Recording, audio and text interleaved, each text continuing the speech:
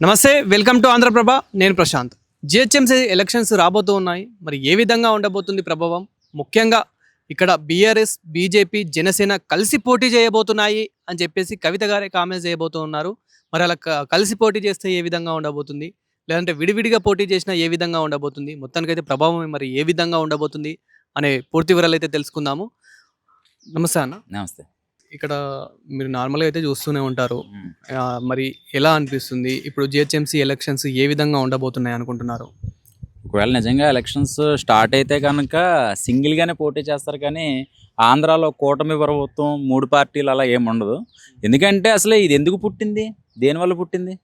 అసలు పవన్ కళ్యాణ్ గారు హైదరాబాద్లో పార్టీ పెట్టడానికి, తెలంగాణలో పార్టీ పెట్టడానికి అసలు ఏంటి పునాది? అసలు ఎందుకు వచ్చింది ఇది? అసలు ఎప్పుడూ కూడా ఎలాంటి విభేదాలు లేవు. ఆంధ్ర అని లేదు, తెలంగాణ అని లేదు. రీసెంట్గా మనకు ఒక 20 days 25 days ముందు ఒక ఇన్సిడెంట్ జరిగింది.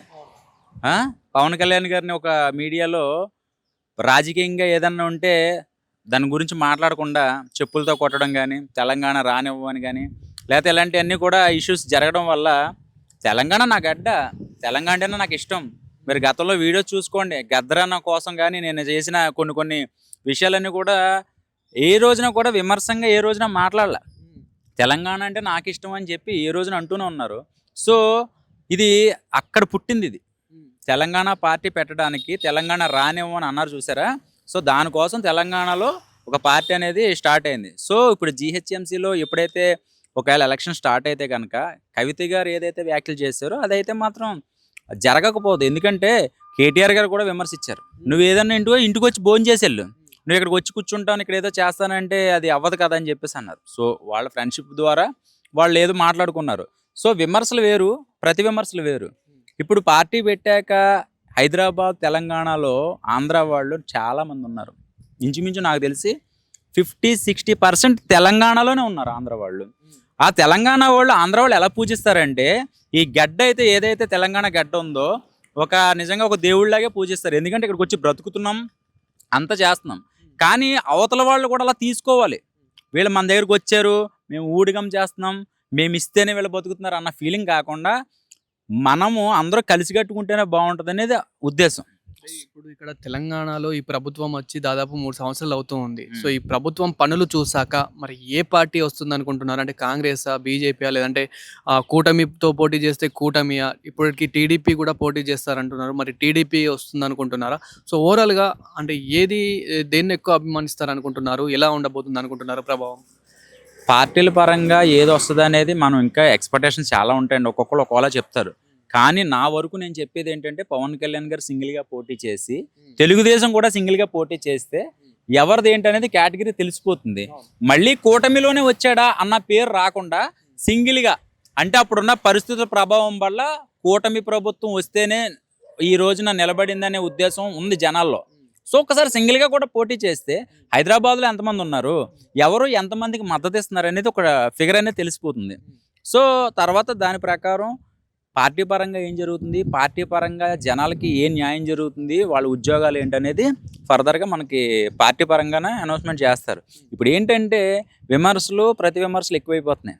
నేనేదో అంటాను, అవతలోడు ఏదో అంటాడు, ఇంకొకడు ఏదో అంటాడు. ఈ గొడవల వల్ల వాళ్ళ సఫర్ అవుతున్నారు తప్ప పార్టీ వాళ్ళు బాగానే ఉంటున్నారు, ఓట్లు వేసిన వాళ్ళు బాగానే ఉంటున్నారు, మధ్యలో ఉన్న వాళ్ళు చాలా ఇబ్బంది పడుతున్నారు. ఇంకొకటి ఏమంటున్నారంటే కేటీఆర్ గారు ఇప్పుడు పవన్ కళ్యాణ్ ఇంటికి వెళ్ళనున్నారు తొందరలోనే అని చెప్పేసి వినిపిస్తూ ఉంది. కవిత గారు కూడా వ్యాఖ్యలు చేయడం జరుగుతుంది. మరి దీనిపైన మీరేమనుకుంటున్నారు? నిజంగానే కలవబోతున్నాయి అనుకుంటున్నారా? ఇప్పుడు నిజంగా చెప్పాలంటే మొన్నటిదాకా జరిగిన వాళ్ళ విమర్శలు అయితే మాత్రం కలవరేమో అని అనుకుంటాం. కానీ గతంలో తెలుగుదేశం పార్టీలో చంద్రబాబు నాయుడు గారు, పవన్ కళ్యాణ్ గారు, లోకేష్ గారు అందరూ కూడా విమర్శించుకున్నారు. కానీ టైం వచ్చినప్పుడు కలిశారు. సో వీళ్ళు కూడా కలిసే ఏమో, ఒకవేళ కలవచ్చేమో చెప్పలేం. కలిస్తే మంచిదే కదండి. సో ఒకవేళ విడివిడిగా పోటీ చేసినా కానీ ఇక్కడ కాంగ్రెస్ కానీ, బీజేపీ కానీ, బీఆర్ఎస్ కానీ ఏ విధంగా ఉండబోతున్నాయి అనుకోవచ్చు? ఎవరిది వాళ్ళదేనండి. అసలు యాక్చువల్గా చెప్పాలంటే పవన్ కళ్యాణ్ గారిది ఇక్కడికి రావాలని రూల్ ఏం లేదు. అసలు రప్పించింది వీళ్ళే, తప్పదు. ఇంకా నువ్వు రానివ్వు అంటే రాని. ఇది ఎవరిది? ఇది ఏమన్నా ఒకటి చెప్తున్నాను, ఇప్పుడు ఈ తెలంగాణ గడ్డ మీద ఆంధ్ర తెలంగాణలో వీళ్ళ కొట్టుకు చేస్తున్నారంటే వేరే దేశం వాడు ఏమనుకుంటాడు, వీళ్ళకి ఐకమత్యం లేదు, మన దగ్గరకు వచ్చి మనల్ని ఏదో చేస్తున్నారు ఏంటని అంటారు కదా. మనలో మనకి ఏంటి ఈ భూమి మీద ఎవడైనా బతకచ్చు, ఎవడైనా ఎక్కడికైనా వెళ్ళొచ్చు. మనం తమిళనాడు వెళ్తున్నాము, కేరళ వెళ్తున్నాము, గుళ్ళకి వెళ్తున్నాము, అన్నీ వెళ్తున్నాము. వాళ్ళు రానివ్వకపోతే ఏమన్నా కుదురుతుందా? ఇది మనం తిరిగే హక్కు ఉంది మనకి. అంతేగాని ఇది మాటలు అనేది దానివల్ల ఇది పుట్టింది అనమాట. ఫైనల్ గా మీరేం చెప్తారు? హైదరాబాద్ లో దాదాపు ఎన్ని ఇయర్స్ నుంచో ఉంటున్నారు. సో ఇక్కడ పనులు అనేది గత ప్రభుత్వంలో ఏ విధంగా జరిగాయి, అదే విధంగా పార్టీల పరంగా చూసుకున్నా కానీ ప్రభావం ఏ విధంగా ఉంది, ఎన్ని సీట్లు ఏ పార్టీకి ఎన్ని సీట్లు వచ్చాయని మనం చూసాము. ఇప్పుడు ఈ పనులను చూస్తుంటే కనుక ముఖ్యంగా ఈ వర్షాకాలంలో కూడా మనకి పనులు అనేది ఎక్కువ కనిపిస్తూ ఉన్నాయి. సో దీన్ని బట్టి మీకేం అర్థమవుతుంది, మరి ఎలా ఉండబోతుంది అనుకుంటున్నారు? హైదరాబాద్లో రేవంత్ రెడ్డి గారు, కేటీఆర్ గారు, చంద్రబాబు నాయుడు గారు అన్ని సీఎంలు వచ్చి హైదరాబాద్లో పోటీ చేసి నిలబడినా కూడా హైదరాబాద్ ఇలాగే ఉంటుంది. ఓకేనండి. ఇందులో ఒక సీఎంను మనం విమర్శించడానికి లేదు. అప్పుడెప్పుడో బ్రిటిష్ వాళ్ళు కట్టిన నాణాలు అయ్యుంటే వీళ్ళేం చేస్తారు? సపరేట్గా లైన్ వేసుకోవాలి, లేకపోతే ఇంకేదన్నా. ఒకటేంటంటే ఇప్పుడు సీఎం ఈ రోడ్డు మునిగిపోయిందంటే సీఎం గారిని తిట్టుకుంటాం. ఆయన తిట్టుకోవడం ఏముంది? ఈ ఏరియా ఎమ్మెల్యే ఎవరు ఉన్నారు దానికి సంబంధించి అవి చేసుకోవాలి తప్ప వాళ్ళని విమర్శిస్తే ఏముంది? 10 మంది సీఎంలు హైదరాబాద్లో ఉన్నా కూడా ఇది ఇలాగే ఉంటుంది. హైదరాబాద్ వస్తే మునిగిపోద్ది, పడవల్లో తిరగాలి ఏదైనా తేడా వచ్చిందంటే. కానీ ఏంటంటే ఇంకంతే. ఇప్పుడు జూబ్లీహిల్స్ ఉంది, పెద్దంతల్లి గుడి దగ్గర వర్షం పడితే కృష్ణానగర్ వస్తుంది. కృష్ణానగర్లో మొత్తం ఆ వాటర్ వస్తే యూసఫ్ కూడా వెళ్తుంది. యూసఫ్ కూడా మునిగిపోయి అమీర్పేట వెళ్ళిపోతుంది. ఇప్పుడు అది ఎవరు ఏం చేసేది కాదు కదా. ఇప్పుడు ఫ్లాట్గా ఉందనుకోండి ఆంధ్రాలాగా, వర్షం వచ్చిందనుకో గోదావరిలోకి వెళ్ళిపోతుంది. ఇక్కడ గోదావరి ఎక్కడ ఉంది? సో అది మెయిన్. ఇప్పుడు ఏం జరుగుతుందంటే రోడ్లు అంటారు, రోడ్లు పడుతున్నాయి చూస్తున్నాము. ట్రాఫిక్ పోలీసులు కంట్రోలింగ్, ట్రాఫిక్ పోలీసులు బాగా ఎక్కడికడితే అక్కడ చర్యలు తీసుకుంటున్నారు. అక్కడ వరకు బాగానే ఉంది. సో ప్రతిదీ మనం గవర్నమెంట్ మీద పెట్టే ఇది లేదు ఇంకా. సో మొత్తానికి ఫైనల్గా జిహెచ్ఎంసీ ఎలక్షన్స్ గురించి మీ మాటల్లో మీరు ఏమనుకుంటున్నారు, నేను చెప్పదలుచుకున్నాను. ఈసారి అయితే మాటలు చెప్పేది లేదండి. ఒకళ్ళైతే విమర్శించట్లేదు కానీ జనసేన పార్టీ తరపున అయితే నేను జనసేన పార్టీకి ముందుకాడి నుంచి నేను మాట్లాడుతున్నాను. కానీ ఏ రోజున పార్టీ జెండా నేను వేసుకోలే, ఒక అభిమానిగానే మాట్లాడుతున్నాను. ఇప్పుడు అదే మాట్లాడుతున్నా. ఆంధ్రాలో సీఎం అవుతాడో లేదో పవన్ కళ్యాణ్ గారికి తెలియదు కానీ నాకు తెలుసు, నాకు అర్థమైపోయింది. నెగ్గుతాడు, 10 సంవత్సరాల తర్వాత నెగ్గుతాడు, ఇందులో ఎటువంటి సందేహం లేదని చెప్పాడు. ఇప్పుడు కూడా అదే చెప్తున్నాము. తెలంగాణలో పోటీ చేస్తే తెలంగాణకి మేము కాలరెత్తి ఎగరేసి ఇలా చెయ్యం. అందరూ ఒకటే, అందరూ సమానమే. ఇందులో ఎవరో విరోధులు కాదు మాకు. తెలంగాణలో కూడా ఉంటే ప్రజలకు న్యాయం జరుగుతుంది.